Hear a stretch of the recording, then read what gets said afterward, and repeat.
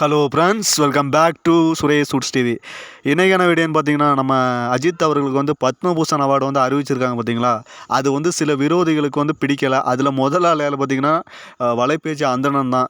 ஏன்னா இவர் வந்து மனுஷன் தூங்கவே கிடையாது போல். இதை நினச்சி நினச்சி பைத்தியம் ஆகிட்டார். ஏன்னா இப்போ ஒரு வீடியோ வந்து அவர் யூடியூப் சேனலில் வந்து அப்லோட் பண்ணியிருக்காரு. அதில் பார்த்தீங்கன்னா, அஜித்துக்கு ஏன் நீங்கள் பத்மபூஷன் அவார்டு கொடுக்கணும், அவர் என்ன சாதிச்சிருக்காரு, கிழிச்சிருக்காருன்னு வந்து கண்டமானிக்கு சொல்லிக்கிட்டு இருக்காரு. நீ என்னத்தை சாதிச்சா நான் கேட்கட்டா? அவர் வந்து எவ்வளவோ படங்கள் நடித்து இப்போ ரேஸில் போய் ஒரு இந்தியாவுக்கு வந்து பெருமை தேடி கொடுத்துருக்காரு. நீ ஒரு ஒரு இடத்துல உட்காந்துக்கிட்டு மரியாதை இல்லாமல் பேசிக்கிட்டு இருக்க அவரை பற்றி.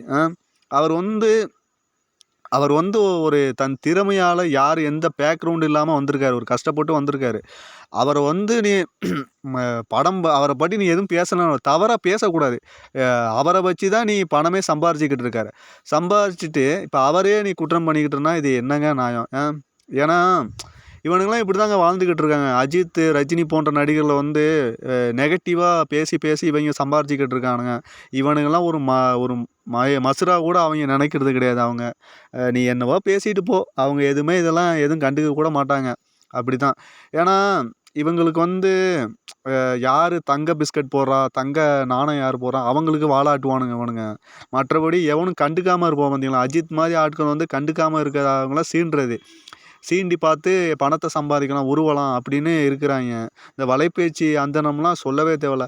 அது இல்லாமல் இந்த பிஸ்மி, அவன் வந்து ஒரு விளங்காதவர். அவனை இவன் என்னடா மரியாதை இல்லாமல் பேசுகிறாங்கன்னா, அவங்க நடந்துக்கிறது வந்து அப்படி தாங்க இருக்குது. ஒரு ரெஸ்பெக்டாக பேசினா அவங்களுக்கு நம்ம மரியாதை கொடுக்கலாம். ஒரு கிறுக்குத்தனமாக பேசுகிறவங்கள்ட்ட நம்ம என்ன செய்ய முடியும்? நம்ம எதுவும் சொல்கிறதுக்கு ஒன்றும் கிடையாது. அவங்களே புரிஞ்சுக்கணும்.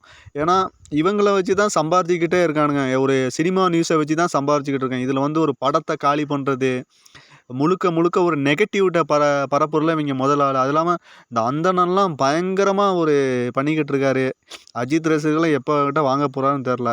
இந்த வீடியோ பிடிச்சிருந்தால் லைக் பண்ணுங்கள், ஷேர் பண்ணுங்கள், மறக்காமல் சப்ஸ்கிரைப் பண்ணுங்கள்.